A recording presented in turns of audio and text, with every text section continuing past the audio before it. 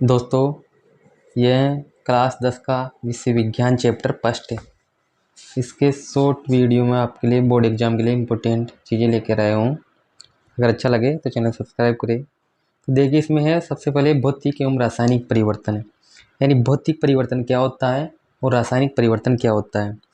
यानी वह परिवर्तन जिसमें पदार्थ के भौतिक गुणों में परिवर्तन होता है परंतु रासायनिक गुणों में कोई परिवर्तन नहीं होता है, वो तो कहलाता है भौतिक परिवर्तन।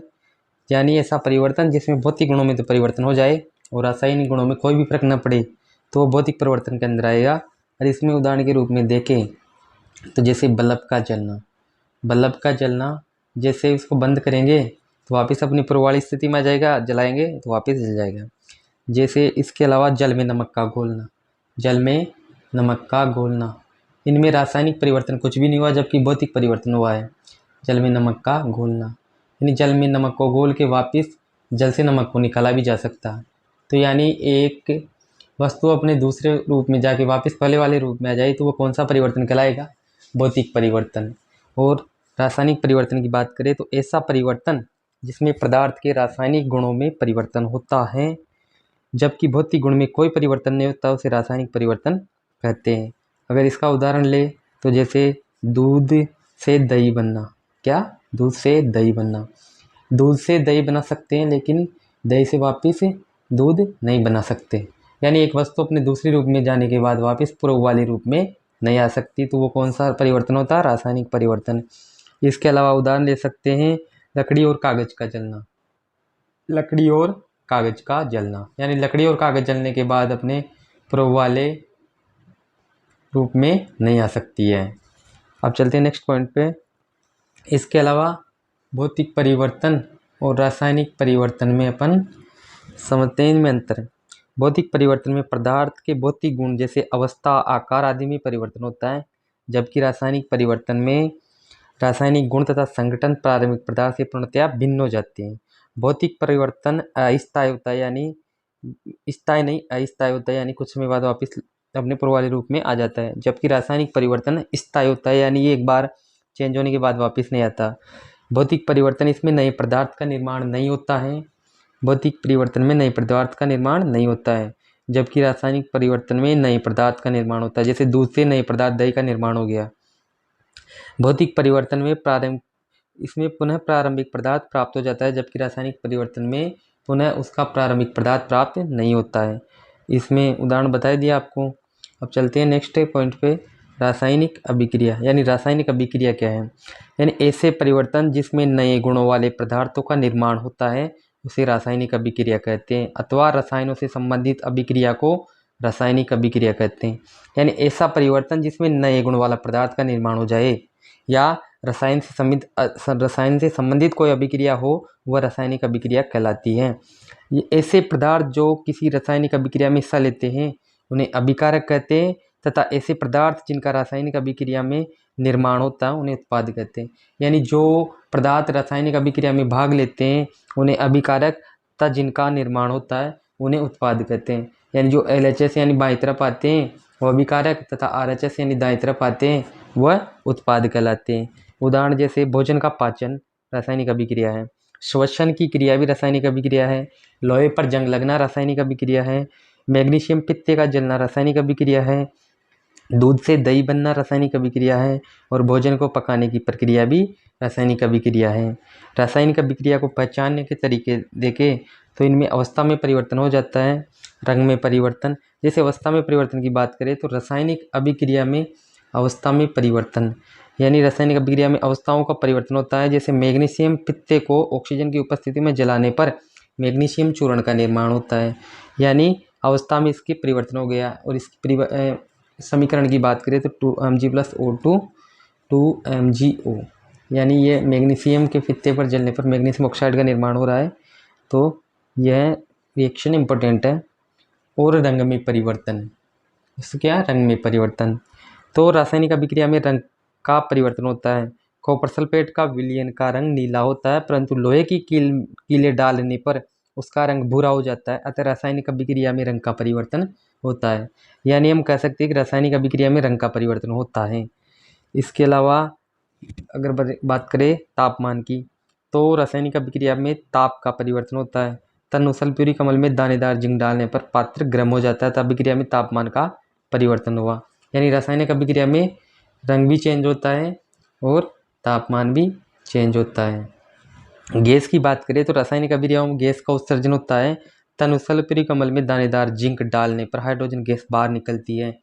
इसकी रिएक्शन की बात करें तो H2SO4 + Zn, यानी इसमें जब जिंक डालेंगे तो जिंक SO4 बन जाएगा और कौन सी गैस बाहर निकलेगी? H2। कौन सी गैस? H2। चलते हैं अब अगले बिंदु पे। रासायनिक अभिक्रिया को संतुलित करना। रासायनिक अभिक्रिया को संतुलित करना जरूरी है, क्योंकि जब तक इसमें संतुलित नहीं करेंगे तो अभिकारक और उत्पादकों की संख्या, अभिकारक और उत्पादों में परमाणुओं की संख्या अलग अलग होगी, जिससे एक संतुलित समीकरण नहीं कहलाएगा। तो रासायनिक समीकरण संतुलित करने के लिए सबसे पहले हम समझते हैं अभिकारक क्या होता है। अभिकारक ऐसे पदार्थ होते हैं जो किसी रासायनिक अभिक्रिया में भाग लेते हैं, उन्हें अभिकारक कहते हैं। यह तीर के निशान के बाईं ओर लिखे जाते हैं, यानी जैसे रिएक्शन हो रही है तो इधर LHS यानी बाईं तरफ जो लिखा जाता है उसको अभिकारक कहते हैं। उत्पाद ऐसे पदार्थ जिनका निर्माण रासायनिक अभिक्रिया में होता है, यानी इसकी रिएक्शन से जो इधर उत्पाद का निर्माण होगा वो उत्पाद कहलाएगा। और यह तीर के निशान के दाएं तरफ यानी RHS साइड में आएंगे। उत्प्रेरक वह पदार्थ जो रासायनिक अभिक्रिया में भाग नहीं लेता परंतु अभिक्रिया के वेग की दर को परिवर्तित कर देता है, उसे उत्प्रेरक कहते हैं। ये तीर के निशान के ऊपर यहाँ जो कुछ भी लिखा होता है वो उत्प्रेरक कहलाता है। अभिकारक को इधर लिखते हैं, यानी अभिकारक, और यहाँ उत्प्रेरक और यहाँ उत्पाद।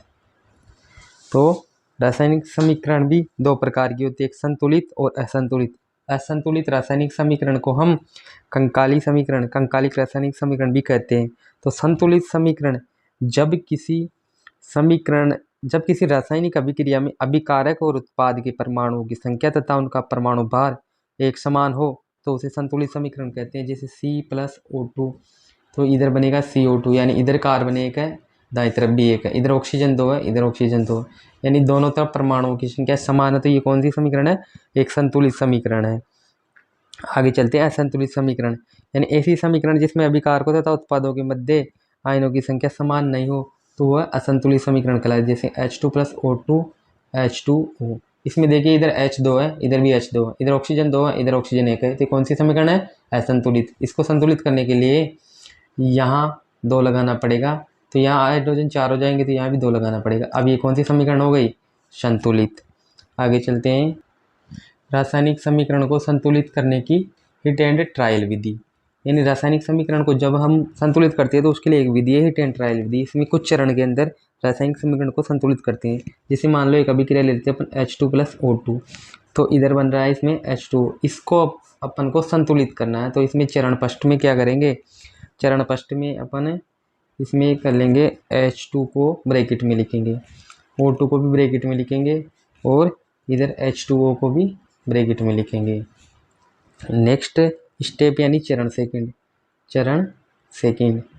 सेकंड के अंदर हाइड्रोजन के परमाणु गिनेंगे, इधर 2, ऑक्सीजन के 2, यानी बाईं तरफ। अभिकारकों में हाइड्रोजन के परमाणु 2 और ऑक्सीजन के भी 2, जबकि उत्पादों में हाइड्रोजन के परमाणु 2 और ऑक्सीजन के 1। अब चरण थर्ड में इसका नेक्स्ट स्टेप, चरण थर्ड, इसमें ऑक्सीजन को संतुलित करेंगे। इधर ऑक्सीजन 2 है, इधर ऑक्सीजन 2 है, तो इधर भी ऑक्सीजन 2 करने के लिए क्या करेंगे? 1 को 2 से गुणा करेंगे, तो ऑक्सीजन 2 जाएगा। तो ऑक्सीजन 2 जाएगा, तो यानी यहाँ पे क्या हो गया?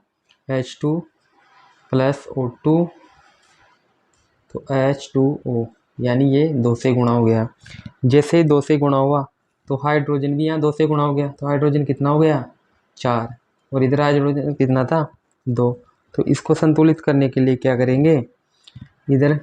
इधर वाले हाइड्रोजन को भी, यानी चरण 4 में इस हाइड्रोजन को भी 2 से गुणा करेंगे। 2 से गुणा करेंगे तो 4 हो जाएगा, तो यानी यहाँ पे भी 2 लग जाएगा, यानी 5वें स्टेप में यहाँ भी 2 लग जाएगा। तो ये कौन सी विधि है समीकरण को संतुलित करने की? Hit and trial Vidhi. Next point अपना रासायनिक अभिक्रिया के प्रकार, यानी रासायनिक अभिक्रिया के कितने प्रकार हैं। तो रासायनिक अभिक्रिया के प्रकारों में हम सबसे पहले पढ़ते हैं संयोजन अभिक्रिया। यानी संयोजन अभिक्रिया क्या होती है? वैसे संयोजन का अर्थ होता है जुड़ना। क्या होता है दोस्तों? संयोजन का अर्थ होता है जुड़ना, यानी ऐसी रासायनिक अभिक्रिया जिसमें दो या दो से अधिक पदार्थ आपस में संयोग करके एक ही उत्पाद बनाते हैं उसे संयोजन अभिक्रिया कहते हैं। क्या कहते हैं उसे? संयोजन अभिक्रिया। जैसे इधर है कार्बन C+O2, दो अभिकारक मिलकर एक उत्पाद CO2 का निर्माण कर रहे हैं, तो ये कौन सी अभिक्रिया का उदाहरण है? संयोजन अभिक्रिया का। और इसको कोयले का दहन भी बोलते हैं। क्या दोस्तों? कोयले का दहन। इसके अलावा H2+O2, ये H2O का निर्माण कर रहे हैं, तो ये भी संयोजन अभिक्रिया का उदाहरण है। इसको संतुलित करने के लिए यहाँ भी दो लगाएंगे, यहाँ भी दो लगाएंगे। चलते हैं नेक्स्ट स्टेप पे, वियोजन अभिक्रिया। वियोजन अभिक्रिया में वियोजन का अर्थ होता है टूटना। वियोजन का अर्थ होता है टूटना, यानी ऐसी रासायनिक अभिक्रिया जिसमें एक अभिकारक अपघटित होकर अर्थात टूटकर दो या दो से अधिक उत्पाद बनाते हैं उसे वियोजन अभिक्रिया कहते हैं। इसे अपघटन अभिक्रिया भी कहते हैं, यानी इसमें एक अभिकारक दो या दो से अधिक उत्पादों में टूट जाता है, इसलिए यानी टूट गया तो वियोजन हो गया, इसलिए इसको कौन सी अभिक्रिया कहते हैं? वियोजन अभिक्रिया।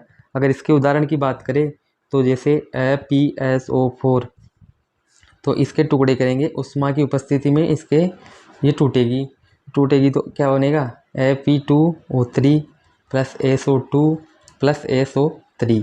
तो देखिए ये संतुलित रासायनिक समीकरण है। 2 Fe है, इधर 2 P है, इधर ऑक्सीजन 3 4 5 6 7 8 है, इधर 4 दूनी 8 है, सल्फर 1 है, इधर भी सल्फर 1 है। तो इसमें एक अभिकारक मिलकर 3 उत्पादों का निर्माण कर रहा है, यानी 3 उत्पादों में टूट रहा है, तो ये कौन सी अभिक्रिया का उदाहरण हो गया? वियोजन अभिक्रिया। इसके अलावा CaCO3 उष्मा की उपस्थिति में टूटेगा तो CaO + CO2 बनेगा। तो इसमें भी एक अभिकारक मिलकर 2 उत्पादों में टूट रहा है, तो यह भी वियोजन अभिक्रिया का उदाहरण हो गया। अब अगली अभिक्रिया अपनी ऊष्माक्षेपी अभिक्रिया। कौन सी दोस्तों? ऊष्माक्षेपी अभिक्रिया। तो ऊष्माक्षेपी अभिक्रिया में मतलब ऊष्माक्षेपी अभिक्रिया का अर्थ है जिन अभिक्रियाओं में उत्पाद के निर्माण के साथ साथ ऊष्मा का भी उत्सर्जन होता है उसे ऊष्माक्षेपी अभिक्रिया कहते हैं।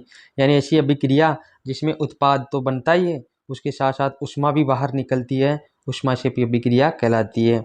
अगर इसके उदाहरण की बात करें, क्या दोस्तों?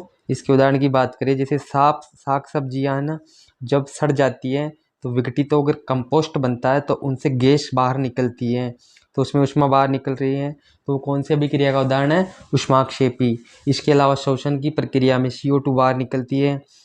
इसके अलावा प्राकृतिक गैस का दहन, ये सभी किसके उदाहरण हैं? ऊष्माक्षेपी अभिक्रिया के उदाहरण। अगली अभिक्रिया अपनी, इसका अगर एक उदाहरण ले तो C6H12O6 + 6O2, ये 6CO2 + 6H2O प्लस इसमें क्या बाहर निकलेगी? ऊष्मा। तो ये कौन सी अभिक्रिया का उदाहरण हो गया? ऊष्माक्षेपी। अगली अभिक्रिया है अपनी ऊष्माशोषी, यानी ऐसी अभिक्रिया जिसमें अभिकारक के टूटने के बाद ऊष्मा, प्रकाश या विद्युत ऊर्जा की आवश्यकता होती है उसे ऊष्माशोषी अभिक्रिया कहते हैं। क्या दोस्तों?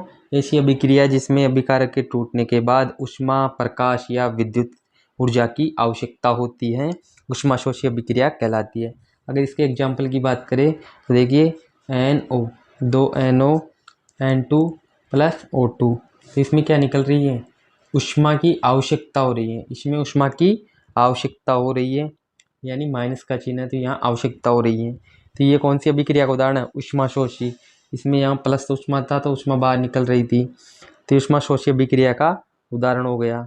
तो इसमें अगली अभिक्रिया अपनी दोस्तों विस्थापन अभिक्रिया, यानी ऐसी रासायनिक अभिक्रिया जिनमें एक अभिकारक में उपस्थित परमाणु या परमाणु का समूह दूसरे अभिकारक के परमाणु या परमाणु समूह द्वारा विस्थापित हो जाता है उसे विस्थापन अभिक्रिया कहते हैं। या दूसरे अर्थ में समझे तो अभिक्रियाओं में अधिक क्रियाशील तत्व कम क्रियाशील तत्व को उसके यौगिक से विस्थापित कर देता है। यानी ऐसी अभिक्रिया जिसमें एक अधिक अभिक्रियाशील तत्व कम अभिक्रियाशील तत्व को उसके स्थान से हटा के उसकी जगह ले लेता है तो वह विस्थापन अभिक्रिया का उदाहरण हो जाता है। जैसे एग्जाम्पल के रूप में देखते हैं अपन Ap+CuSO4। तो इसमें ApCu को अपने स्थान से स्थानांतरित करके ApSO4 बनाएगा और Cu को अलग कर देगा। यानी Ap अधिक अभिक्रियाशील धातु है, इसलिए कॉपर कम अभिक्रियाशील धातु को हटा के उसका स्थान ले लेता है। इसके अलावा एक और उदाहरण देखिए दोस्तों, Zn यानी जिंक प्लस CuSO4। तो ये जिंक सल्फेट में यानी ZnSO4 प्लस कॉपर, यानी जिंक कॉपर को उसके स्थान से हटा के उसकी जगह ले लेता है। इसका मतलब है कि जिंक कॉपर से अधिक अभिक्रियाशील धातु है। तो ये कौन सी अभिक्रिया का उदाहरण हो गया? विस्थापन। अगली अभिक्रिया अपनी द्विविस्थापन अभिक्रिया, यानी इस अभिक्रिया में उत्पादों का निर्माण दो यौगिकों के बीच आयनों का आदान प्रदान होता है। यानी ऐसी अभिक्रिया जिसमें अभिकारकों तथा उत्पादों के बीच आयनों का आदान प्रदान होता है, द्विविस्थापन अभिक्रिया कहलाती है। इसका उदाहरण ले जैसे HCl प्लस NaOH। तो इधर NaCl प्लस H2O, यानी जो क्लोरीन है सोडियम के साथ हो गया और H और HO मिलके H2O बन गया। तो ये कौन सी अभिक्रिया का उदाहरण हो गया? ये हो गया द्विविस्थापन अभिक्रिया। अगली अभिक्रिया अपनी उदासीनीकरण अभिक्रिया, यानी उदासीनीकरण अभिक्रिया क्या होती है? अम्ल और क्षार परस्पर क्रिया करके जब लवण व जल का निर्माण करते हैं तो यह उदासीनीकरण अभिक्रिया कहलाती है। दोबारा सुनिए दोस्तों, जब अम्ल व क्षार परस्पर क्रिया करके लवण व जल का निर्माण करते हैं तो वह उदासीनीकरण अभिक्रिया कहलाती है। इसे हम द्विविस्थापन अभिक्रिया भी कहते हैं। यानी उदासीनीकरण अभिक्रिया को द्विविस्थापन अभिक्रिया भी कह सकते हैं, क्योंकि इसमें दो आयनों का आदान प्रदान होता है। अगली अभिक्रिया अपनी अवक्षेपण अभिक्रिया। किसी द्विविस्थापन रासायनिक अभिक्रिया में सोडियम सल्फेट तथा बेरियम क्लोराइड, सोडियम सल्फेट तथा बेरियम क्लोराइड की क्रिया कराने पर बेरियम सल्फेट यानी BaSO4 के साथ सफ़ेद अविलेय अवक्षेप का निर्माण होता है, तो उसे अवक्षेपण अभिक्रिया कहते हैं।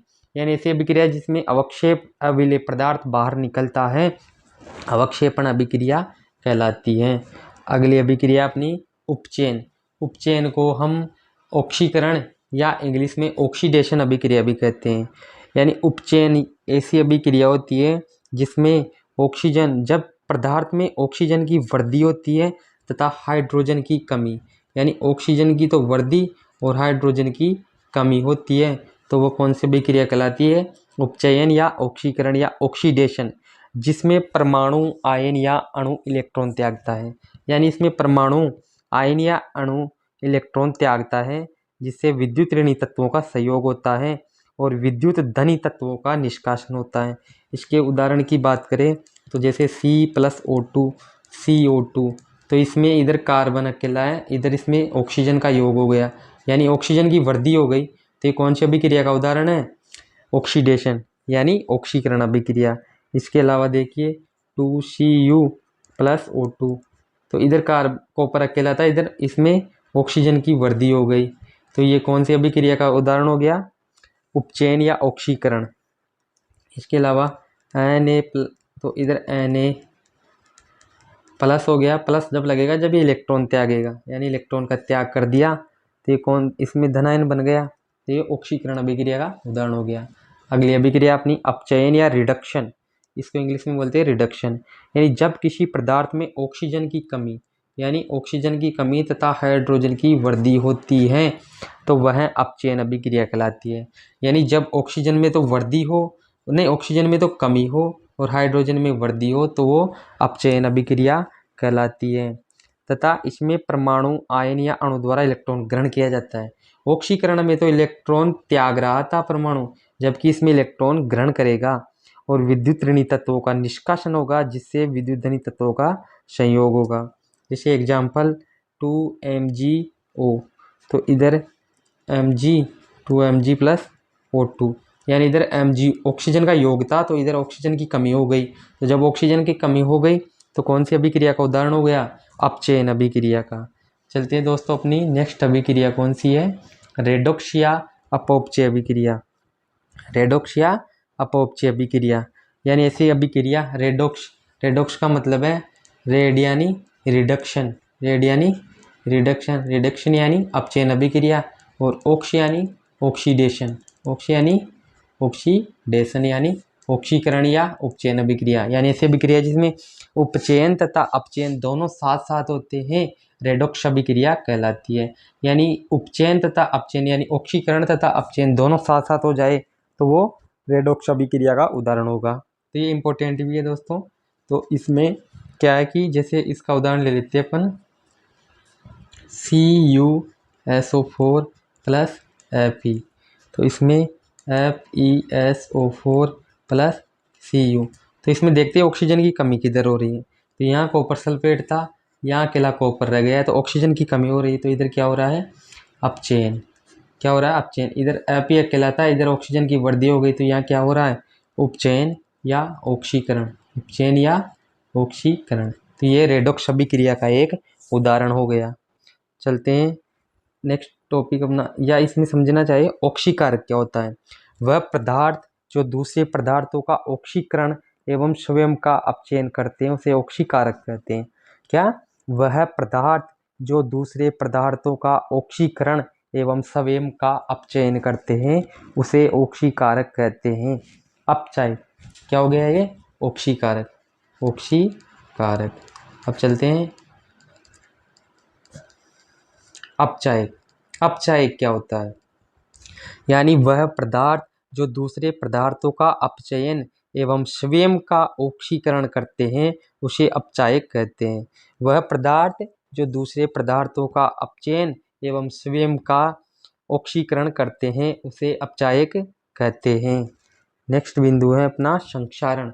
संक्षारण क्या होता है? जब कोई धातु ऑक्सीजन, आर्द्रता एवं अम्ल आदि के संपर्क में आती है जिसमें धातु की ऊपरी परत संक्षारित हो जाती है। जैसे लोहे की जंग लग जाती है पानी के संपर्क में और ऑक्सीजन के संपर्क में आने पर, तो उसमें जंग लगने पर उसका संक्षारण यानी उसकी हानि होती है, तो वो संक्षारित होती जाती है धातु, तो वो संक्षारण का उदाहरण है। इसके अलावा चांदी के ऊपर काली परत जम जाती है, तांबे के ऊपर हरी परत छट जाती है, तो ये सभी किसके उदाहरण है? संक्षारण के। चांदी वायुमंडल में उपस्थित सल्फर के साथ क्रिया करती है जिसके कारण उस पर काली परत जमती है, तथा तांबा वायुमंडल में उपस्थित कार्बन डाइऑक्साइड के साथ क्रिया करके उसके ऊपर हरी परत का निर्माण करता है। तो इन सब से बचाने के लिए इन पर यशत लेपन, विद्युत लेपन और पेंट करके संक्षारण से धातुओं को बचाया जा सकता है। यशत लेपन क्या होता है? लोहे की वस्तुओं को जंग से बचाने के लिए इन पर जिंक की परत चढ़ाई जाती है जिसे यशत लेपन या गैल्वेनीकरण कहते हैं। क्या दोस्तों? यशत लेपन या गैल्वेनीकरण। इसके लिए इस पर जिंक की परत चढ़ाई जाती है। अब चलते हैं नेक्स्ट बिंदु अपना, विकृतगंधीता। ये दोनों पॉइंट इंपॉर्टेंट है और इनमें से क्वेश्चन बनने के चांस है। विकृतगंधीता यानी जब कोई खाद्य पदार्थ या जैसे सब्जी वगैरह उसके टाइम लिमिट के बाद उसमें बदबू आने लग जाती है तो उसका स्वाद और गंध दोनों परिवर्तित हो जाती है, जिसे क्या कहते हैं? विकृतगंधीता। यानी इससे बचाने के लिए क्या क्या उपाय करते हैं? इन प्रतिऑक्सीकारक का उपयोग करते हैं, वायुरोधी बर्तन में खाद्य सामग्री रखते हैं, क्योंकि जो सब्जी वगैरह जो कोई खाद्य पदार्थ सड़ते हैं वो वायु की उपस्थिति और पानी की उपस्थिति के कारण सड़ते हैं। तो वायु के स्थान पर नाइट्रोजन गैस भर देते हैं, जैसे चिप्स की थैली के अंदर नाइट्रोजन गैस इसलिए भरते हैं कि वो जल्दी से खराब ना हो। और शीतलन द्वारा, शीतलन का मतलब है फ्रिज में रखकर किसी भी सामग्री को ज़्यादा दिनों तक चलाया जा सकता है। तो ये अपना चैप्टर फर्स्ट था जो कंप्लीट हो गया। आशा करता हूँ आपको अच्छी तरह समझ में आ गया होगा और आपके बोर्ड एग्जाम में हेल्प करेगा। तो थैंक यू दोस्तों। इसके साथ ही चलो रासायनिक समीकरण को संतुलित करना भी मैं आपको सिखा देता हूँ, क्योंकि इससे भी क्वेश्चन बनने के चांस ज़्यादा है। तो रासायनिक समीकरण को संतुलित करते टाइम हम पर ध्यान रखेंगे कि अभिकारक तथा उत्पादों में परमाणुओं की संख्या गिनेंगे, क्योंकि संतुलित समीकरण जब ही होगी जब उसमें उत्पाद तथा अभिकारक में परमाणु की संख्या समान हो। तो इसमें देखेंगे इधर हाइड्रोजन कितने हैं? एक और 2 3। इधर हाइड्रोजन कितने हैं? 2। तो इधर 2 हैं और इधर 3 हैं, तो इसको 3 तो कर नहीं सकते, एक तो लगाने से 2 ही होगा। तो यहाँ पर कितने लगाएंगे? 2। तो 2 लगाएंगे तो 2 दूनी 4 हाइड्रोजन हो गया और इधर कितने रह गए? 3। तो इसको भी 4 करने के लिए यहाँ भी 2 लगाएंगे। अब देखते हैं यहाँ पर 2 और 2 4 हाइड्रोजन, इधर भी 2 दूनी 4। आगे चलते हैं, नाइट्रोजन 2 है, इधर भी नाइट्रोजन 2 है। आगे चलते हैं, ऑक्सीजन 3 दूनी 6 और 2 8 है, इधर भी 3 दूनी 6 और 2 8 है। आगे चलते हैं, कैल्शियम 1 है, इधर भी कैल्शियम 1 है।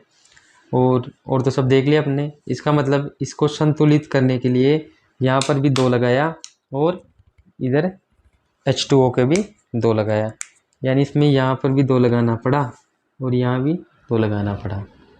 चलते हैं नेक्स्ट समीकरण पे, NaOH प्लस H2SO4, इधर है सोडियम सल्फेट प्लस H2O। तो इधर देखते हैं Na 1 है, इधर Na 2 है, तो इसको 2 करने के लिए यहाँ पर 2 लगाना पड़ेगा। तो जैसे ही 2 लगाते हैं तो इधर Na 2 गया, इधर भी Na 2 है। इधर ऑक्सीजन 2 और 4 6 है, इधर 4 और 1 5 ही है, तो 5 इसको 6 करने के लिए यहाँ 2 से गुणा करेंगे। अब देखते हैं 2 Na 2, ऑक्सीजन 2 और 4 6, 2 और 4 6, हाइड्रोजन 2 और 2 4, हाइड्रोजन 2 दूनी 4, सल्फर 1 सल्फर 1, तो सभी सेम है, तो इसका मतलब संतुलित करने के लिए एक तो यहाँ पे 2 लगाया, एक यहाँ पे 2 लगाया, तो ये एक संतुलित समीकरण हो गई। चलते थर्ड पे, इसमें Na1, इधर भी Na1, इधर Cl1, इधर भी Cl1, इधर Ag1, इधर भी Ag1, nitrogen 1 nitrogen 1, oxygen 3 oxygen 3। तो ये ऑलरेडी संतुलित रासायनिक समीकरण है, ऑलरेडी संतुलित रासायनिक समीकरण है। चलते हैं नेक्स्ट समीकरण पे, BaCl2 plus H2SO4 arrow BaSO4 plus HCl, यानी इसमें Ba1 है, इधर भी Ba1 है, और इधर क्लोरीन 2 है, इधर क्लोरीन 1 है, तो इसको 2 करने के लिए यहाँ 2 से गुणा करेंगे।